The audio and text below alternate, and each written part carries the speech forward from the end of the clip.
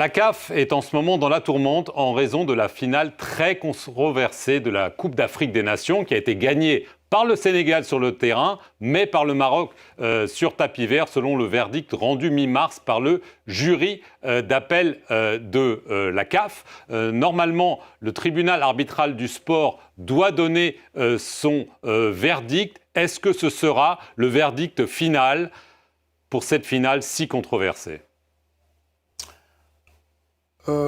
Je voudrais, avant de répondre à votre question, si vous me permettez, de remercier Sa Majesté Mohamed VI, roi du Maroc, qui, à travers sa fédération dirigée par le président Fawzi Leria, qui nous ont mis, mon administration d'ailleurs, d'abord, dans de très bonnes conditions. Ensuite, ce que je dois dire, à ce stade, je n'ai rien à dire sur le fond de cette affaire, puisque la procédure à laquelle, il faut bien le souligner, ni le président Motsepe, ni son secrétaire général moi-même avons pris part.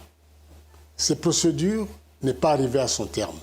Après la finale de 18, la Fédération royale marocaine a déposé un protest. Ils ont évoqué la violation de l'article 82 du règlement de la Coupe d'Afrique des Nations. Que dit ce règlement ?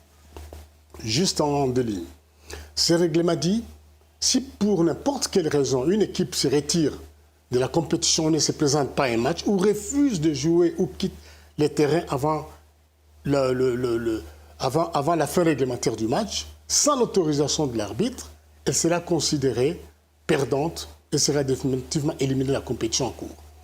Voilà ce que le Marocain, dans leur protège, ont dit, cette disposition a été violée. Mais cette première instance, elle, qui est la commission de discipline, il a dit, ce n'est pas le cas. Alors, le Marocain, ils ont utilisé leur droit de faire appel, ils ont fait appel pour que l'article-là s'applique. Deuxième instance a donné raison à la Fédération royale marocaine de football. Donc, on a des décisions de deux organes complètement opposés. Ça, les gens critiquent ça, peut-être c'est l'émotion, mais ça montre aussi l'indépendance de ces deux institutions.